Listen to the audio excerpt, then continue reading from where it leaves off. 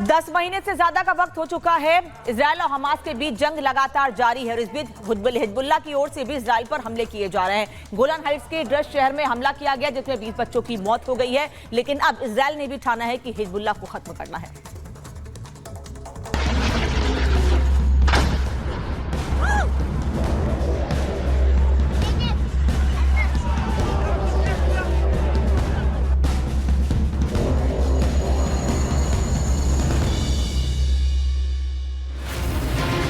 Golan Heights में football stadium पर Hezbollah का हमला। अब इजराइल लेगा तबाही वाला बदला। 10 से ज्यादा बच्चों की मौत, लेबनान को आईडीएफ पहुंचाएगी चोट। इजराइल की डेडलाइन, लेबनान नक्शे से होगा क्लीन। लेबनान के आतंकी संगठन हिजबुल्लाह ने इजराइल के नियंत्रण वाला गोलन हाइट्स पर हमला किया। वहां के ड्रज शहर पर हिजबुल्लाह ने एक प्लेग्राउंड पर रॉकेट से अटैक किया। यह हमला तब हुआ जब वहां कई बच्चे फुटबॉल खेल रहे थे। हिजबुल्लाह ने रॉकेट दागे जिसमें 10 से ज्यादा बच्चों की मौत हो गई, तो वहीं 20 से ज्यादा लोग जख्मी हो गए जिनकी उम्र 10 से 20 साल के बीच है। हिजबुल्लाह के अटैक के बाद प्लेग्राउंड में बच्चों के शव बिखरे नजर आए। वहां अफरा तफरी मच गई। रॉकेट लगने से बच्चे गंभीर रूप से झुलस गए, उन्हें तुरंत अस्पताल पहुंचाया गया।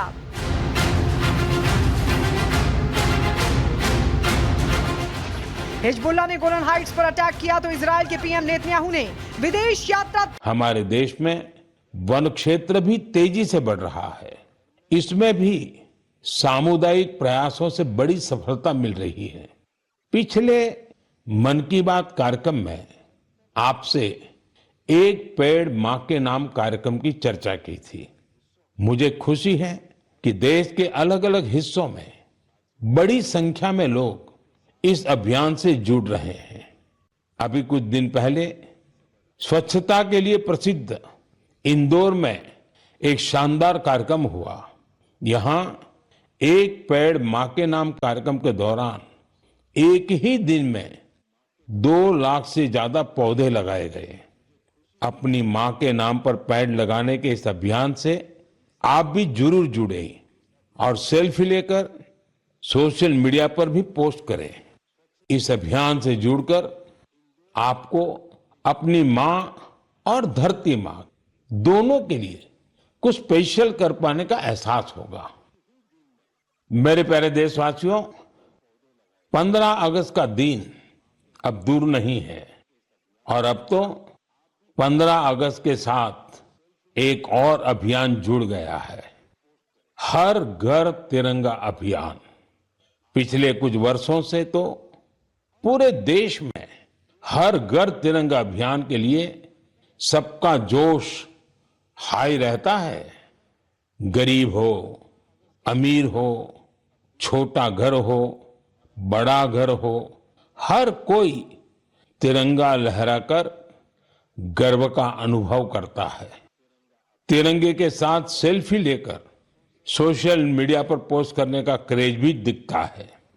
आपने गौर किया होगा, जब कॉलोनी और सोसाइटी के एक एक घर पर तिरंगा लहराता है तो देखते ही देखते दूसरे घरों पर भी तिरंगा दिखने लगता है। यानी हर घर तिरंगा अभियान तिरंगे की शान में एक यूनिक फेस्टिवल बन चुका है। इसे लेकर अब तो तरह तरह के इनोवेशन भी होने लगे हैं। 15 अगस्त आते आते घर में, दफ्तर में, कार में तिरंगा लगाने के लिए तरह तरह के प्रोडक्ट दिखने लगते हैं। कुछ लोग तो तिरंगा अपने दोस्तों पड़ोसियों को बांटते भी है। तिरंगे को लेकर ये उल्लास, ये उमंग हमें एक दूसरे से जोड़ती है। साथियों, पहले की तरह इस साल भी आप हर घर तिरंगा.com पर तिरंगे के साथ अपनी सेल्फी जरूर अपलोड करेंगे। और मैं आपको एक और बात याद दिलाना चाहता हूं।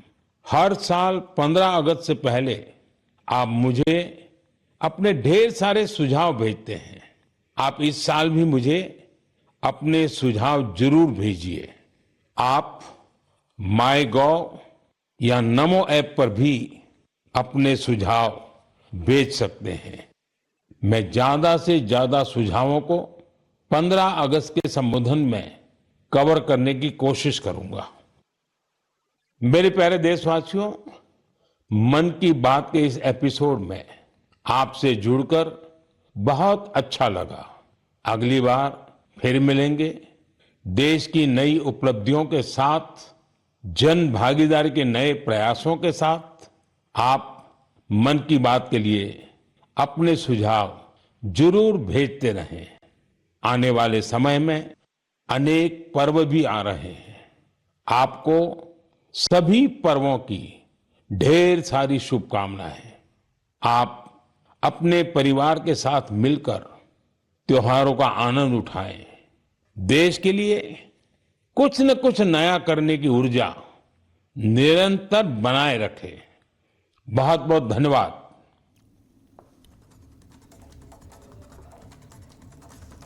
तो प्रधानमंत्री नरेंद्र मोदी मन की बात कर रहे थे 112वां एपिसोड, जिसमें उन्होंने कई महत्वपूर्ण बातें कही। आने वाले समय में कई त्योहार हैं, त्योहारों की तैयारी, उसकी शुभकामनाएं, और साथ ही 15 अगस्त को लेकर भी प्रधानमंत्री ने खास मैसेज दिया। और चलिए खबरों में आगे बढ़ते और बात करते हैं उत्तर प्रदेश की, क्योंकि उत्तर प्रदेश में हम लगातार देख रहे हैं कि अवैध निर्माण के खिलाफ योगी सरकार लगातार एक्शन मोड में नजर आ रही है। खबर सामने आई है बनारस से, जहां पर 2 होटलों पर बड़ी कार्रवाई की गई। क्यों ये कार्रवाई की गई और आखिर क्या कार्रवाई की गई है, आपको इस रिपोर्ट के जरिए बताते हैं।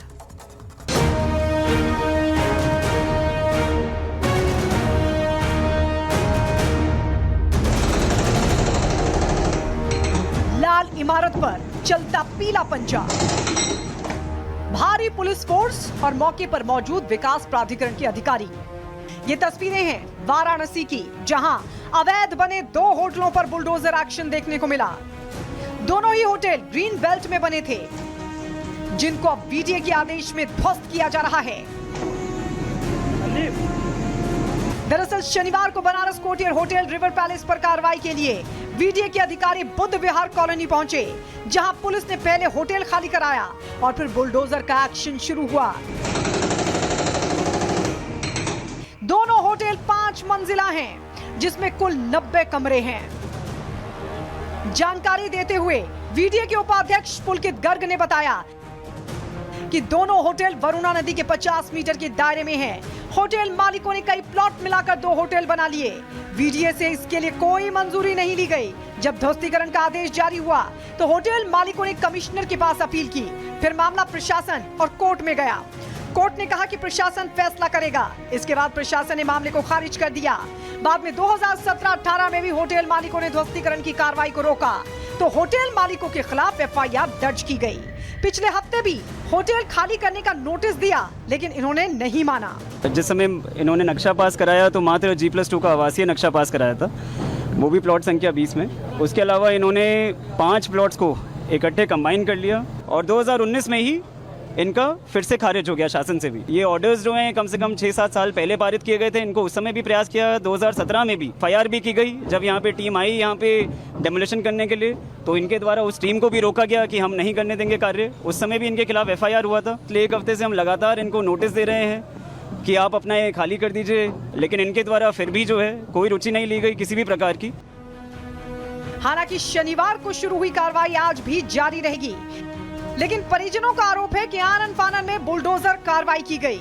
तो वहीं बीडीए के अधिकारियों का कहना है कि पहले भी कार्रवाई की कोशिश की गई थी, लेकिन होटल मालिक अपने परिवार को आगे करके बचने की कोशिश करते रहे हैं।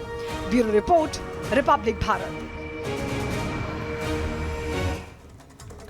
और दिल्ली में जो हादसा हुआ है उससे जुड़ी एक बड़ी खबर आपको बता दें। दरअसल यहां कोचिंग का मालिक और कोऑर्डिनेटर को गिरफ्तार कर लिया गया है। दिल्ली के ओल्ड राजेंद्र नगर में कोचिंग सेंटर के बेसमेंट में पानी भरने से, जहां पर लाइब्रेरी थी, और नाले का पानी भरने से 3 छात्रों की मौत हुई है, जिनमें 2 छात्राएं और 1 छात्र शामिल है, जिसमें मालिक को गिरफ्तार कर लिया गया है। साथ ही मालिक के साथ साथ कोऑर्डिनेटर को भी गिरफ्तार कर लिया गया है। दिल्ली हादसे कोचिंग में जो बड़ा हादसा हुआ है उससे जुड़ी बड़ी अपडेट आपको बता रहे हैं। राउक आईएएस कोचिंग का कोऑर्डिनेटर